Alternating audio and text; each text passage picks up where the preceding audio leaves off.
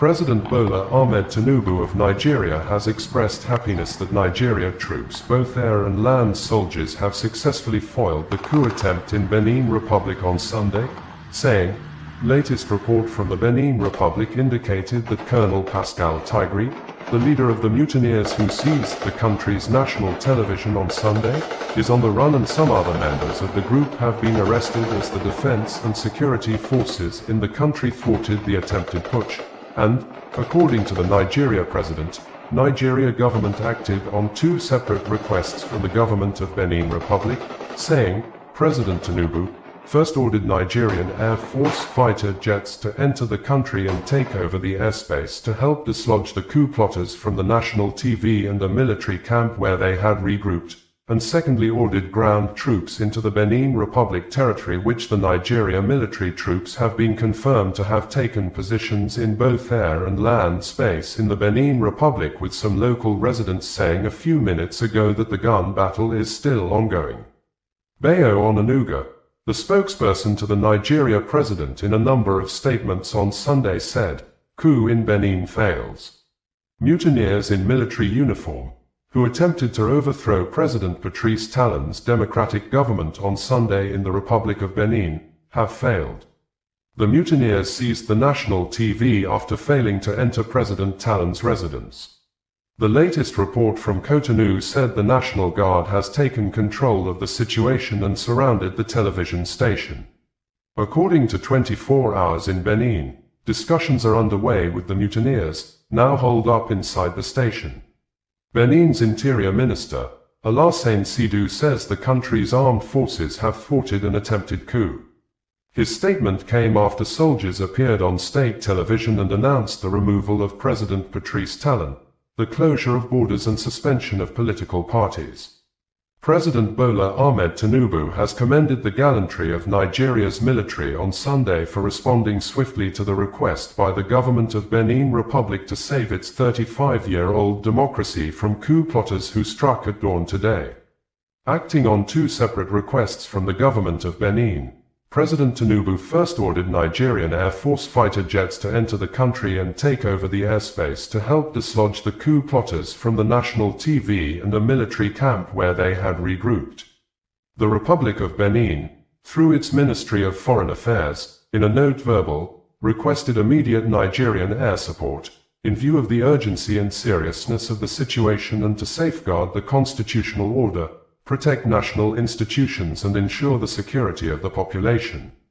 In the second request, the authorities in Benin requested the deployment of Nigerian Air Force assets within Beninois airspace for surveillance and rapid intervention operations under Benin-led coordination. The Benin government also requested Nigerian ground forces, strictly for missions approved by the Beninese Command Authority in support of the protection of constitutional institutions and the containment of armed groups. Nigeria's Chief of Defense Staff, General Olufemi Oluyede, said all the requests have been fulfilled, with Nigerian ground forces now in Benin.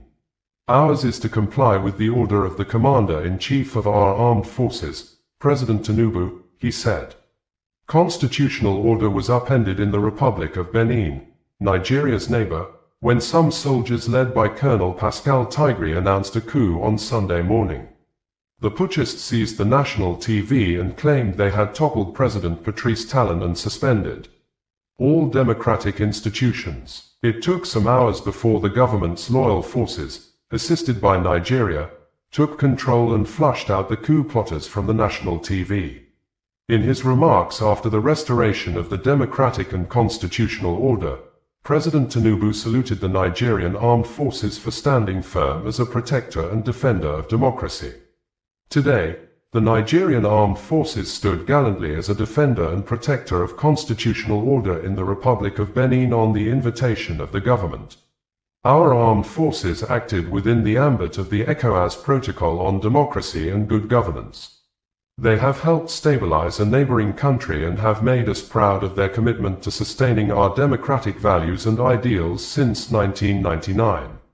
Nigeria stands firmly with the government and people of the Republic of Benin. The latest report from the Benin Republic said Colonel Pascal Tigri, the leader of the mutineers who seized the country's national TV on Sunday, is on the run. However, some other members of the group have been arrested as the defense and security forces in the country thwarted the attempted putsch. Benin's Interior Minister, Alassane Sidou, has appeared on national TV to announce that the coup has been thwarted. Early on Sunday morning, the 7th of December 2025, a small group of soldiers launched a mutiny aimed at destabilizing the state and its institutions. Faced with this situation, the Beninese armed forces and their leadership, true to their oath, remained committed to the republic. Their response allowed them to retain control of the situation and foil the attempt. The government therefore urges the population to go about their activities as normal. Omiyele Sowore, the founder of Sahara Reporters News Media and a human rights activist, in a statement on Sunday, said, "The so-called coups in Guinea-Bissau and the latest episode in the Benin Republic share disturbing similarities. In Guinea-Bissau, the phony coup unfolded after a criminal former president effectively invited the military to intervene to avoid announcing elections and relinquishing power to an opposition figure with a popular mandate. It was not a seizure of power to restore order, but a manipulation of force to escape democratic progress." The situation in Benin raises equally troubling questions. There are strong indications that President Patrice Talon, a deeply shady figure and a close ally of Asiwaju Bola Ahmed Tinubu, may have been aware of the coup plot, allowed it to unfold, and then used it as a political diversion to shift public attention away from his growing unpopularity.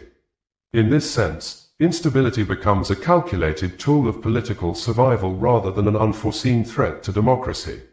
Of course, I am opposed to military rule in all its forms. I am allergic to it.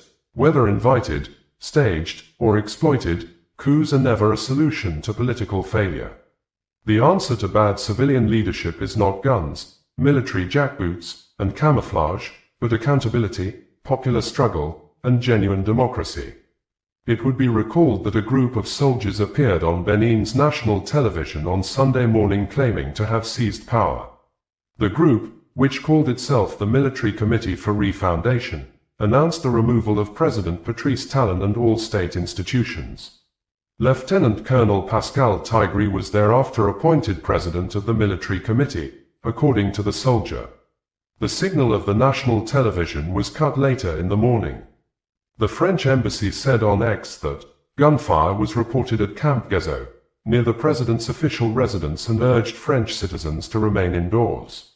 Shortly after the soldiers' declaration, a source close to Talon told AFP the president was safe and the regular army was regaining control.